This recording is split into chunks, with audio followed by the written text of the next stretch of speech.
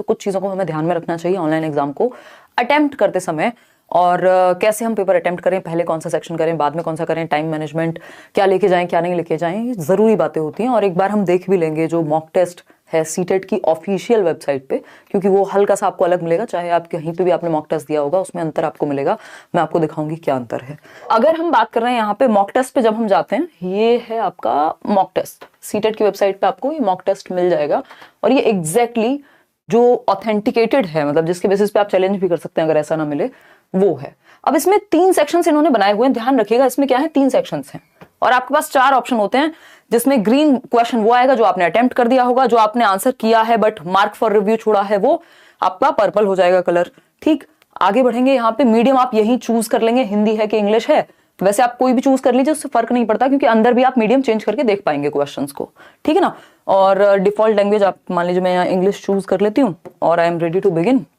और जब हम बात करते हैं शुरुआत की, अब देखो इसमें ना ये सेक्शंस हैं 3, इसको ध्यान में रखना है, क्योंकि लैंग्वेज के चक्कर में पहले प्राचीन काल से सीटेट में नंबर कटते हुए आए लोगों के, पूरा सेक्शन गलत कर देते हैं, 60 नंबर गायब हो जाते हैं। क्योंकि मान लीजिए आपको इंग्लिश लैंग्वेज 1 भरनी थी, आपने लैंग्वेज 2 भर दी, फिर आप क्या करेंगे, फिर आपको हिंदी भरनी थी लैंग्वेज 1, वो आपने 2 भर दी। तो इसमें क्या होगा, पूरे 60 नंबर का झोल हो जाता है। और 60 नंबर जिसके गए अगर लैंग्वेज के, तो बस आप समझ ही रहे हैं फिर पेपर कैसे पास होगा। तो इसमें 3 सेक्शन इन्होंने बनाए हुए हैं, इसको समझना जरूरी है। एक सेक्शन है आपका AAT 20, जो भी मतलब इसका नाम भी छोड़ दें अगर हम, तो एक सेक्शन में क्या है, 3 सब्जेक्ट हैं, CDP है, मैथ्स है और EVS है। अब जैसे ये CDP है, ये पता है आपको करना ही है कंपलसरीली, तो हिंदी में आप इसको कन्वर्ट करके कर लीजिए, इंग्लिश में कर लीजिए, कोई दिक्कत नहीं है। दूसरा जो सेक्शन है, तो ये फर्स्ट सेक्शन तो कंपलसरी ही है, क्योंकि इसमें CDP यानी बाल विकास है, गणित है और EVS है। आप एक तरफ से भी पेपर सॉल्व करते हुए जा सकते हैं, या फिर आप CDP पहले करके और हिंदी इंग्लिश पे डायरेक्ट जा सकते हैं। बट वो लोग करिएगा ये ज्यादा उछल कूद जिन्होंने ऑनलाइन मॉक टेस्ट की प्रैक्टिस ज्यादा की हुई है। अदरवाइज तो एक तरफ से पेपर सॉल्व करते हुए चलना, क्योंकि ऑफलाइन में कंफ्यूजन नहीं होती थी, ऑनलाइन में कंफ्यूजन की संभावना है। ठीक, लेकिन मैथ्स पे अटके नहीं रह जाना है कि लैंग्वेज का टाइम ही ना बचे। ठीक, तो हम एक सेक्शन है जिसमें 3 सब्जेक्ट हैं जो करने ही करने हैं। दूसरा सेक्शन है इसमें जिसमें लैंग्वेज 1 दी हुई है और तीसरे सेक्शन में लैंग्वेज 2 दी हुई है। इसको ऐसे समझेंगे, मान लीजिए आपके पेपर में क्या है, 3 सेक्शन है, 3 सेक्शन है। ठीक, इस तरह के 3 सेक्शन उन्होंने दिए हुए हैं। ठीक, एक सेक्शन है कॉमन सेक्शन, ये है आपका कॉमन सेक्शन जिसको 1 कह रहे हैं। इसमें 3 सब्जेक्ट हैं जो तो करने ही हैं आपको। ठीक, वो कौन से हैं, चाइल्ड डेवलपमेंट, मैथ्स, EVS, और जिनका पेपर 2 होगा उनके उस तरह से होंगे। ठीक, अभी हम पेपर 1 की यहां बात कर रहे हैं। दूसरा सेक्शन है सेक्शन 2, जिसको हम कह रहे हैं, सेक्शन 2 भी लैंग्वेज का है और सेक्शन 3 भी लैंग्वेज का है। सेक्शन 2 और सेक्शन 3 दोनों ही लैंग्वेज के हैं। अब इसमें क्या ध्यान रखेंगे, इसमें ध्यान ये रखना है कि ये लैंग्वेज 1 का होगा और ये लैंग्वेज 2 का होगा, L2 जिसको हम कह रहे हैं। अब L1 में मान लीजिए हिंदी और इंग्लिश है, आपने जो भी लैंग्वेज चूज की हुई है, तो इसमें लैंग्वेज 1 होंगी, चाहे वो हिंदी हो चाहे वो इंग्लिश हो। तो इन दोनों में से कोई एक लैंग्वेज सॉल्व करनी है आपको, दोनों तो करनी नहीं होंगी, क्योंकि लैंग्वेज 1 आप दोनों तो नहीं ले सकते भाई। लैंग्वेज 1 सेम थोड़ी हो सकती है कि हिंदी भी लैंग्वेज 1 है और इंग्लिश भी लैंग्वेज 1 है, पॉसिबिलिटी नहीं है। तो इन दोनों में से जो भी आपकी लैंग्वेज 1, एडमिट कार्ड पे देख लीजिएगा लैंग्वेज 1 आपने क्या चूज की है।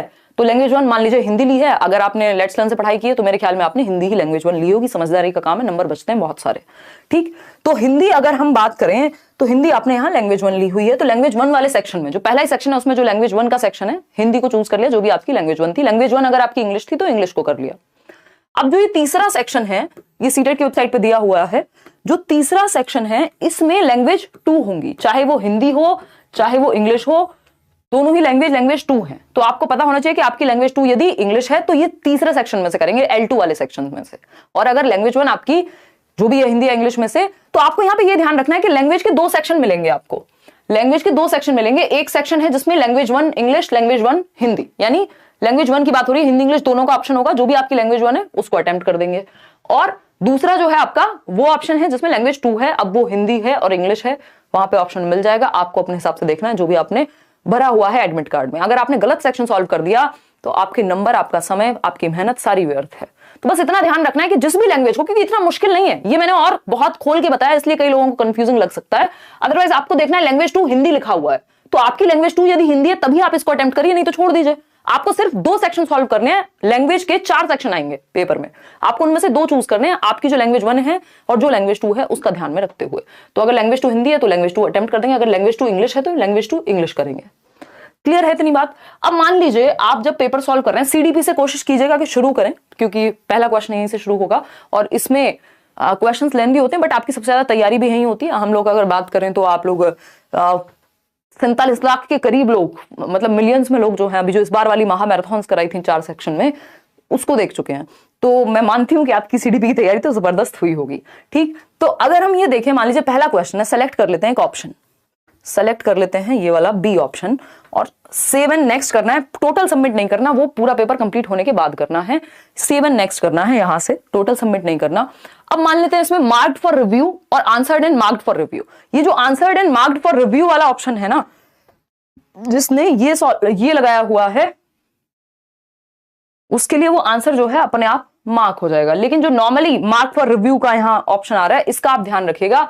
अगर ये ऐसा हुआ कि आपने जस्ट मार्क करके छोड़ दिया तो क्वेश्चन हो सकता है इसमें लास्ट में अगर आप भूल गए इसको आंसर करना तो दिक्कत हो जाएगी। तो क्वेश्चन कोशिश कीजिएगा कि मार्क फॉर रिव्यू जिसको कर रहे हैं उसको लास्ट में आके फाइनली अटेम्प्ट कर दें, ताकि श्योरिटी रहे, नहीं तो ग्रीन मार्क आ ही जाएगा। तो ये एक बेसिक सी बात हुई। यहाँ टाइम का विशेष ध्यान रखना है, उल्टा टाइम चलता है, हमें आदत नहीं होती उल्टा टाइम देखने की।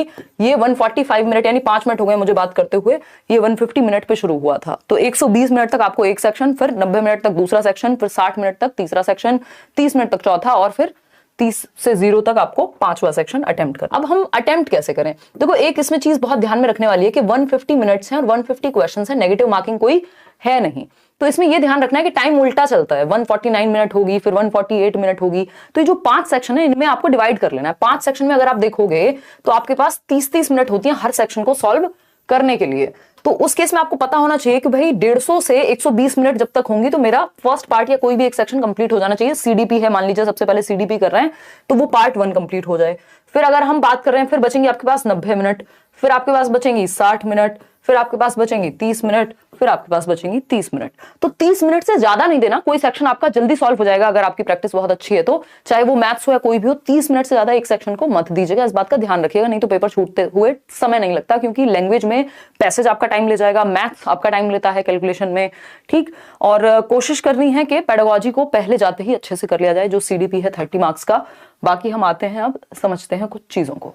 ठीक है ना, 90 मिनट्स बिफोर एग्जाम आप पहुंच सकते हैं, कोई दिक्कत नहीं है, वो आपको बिठाएंगे, आपका सत्कार करेंगे, बट पेपर के बाद आप नहीं पहुंच पाएंगे, ये याद रखिएगा।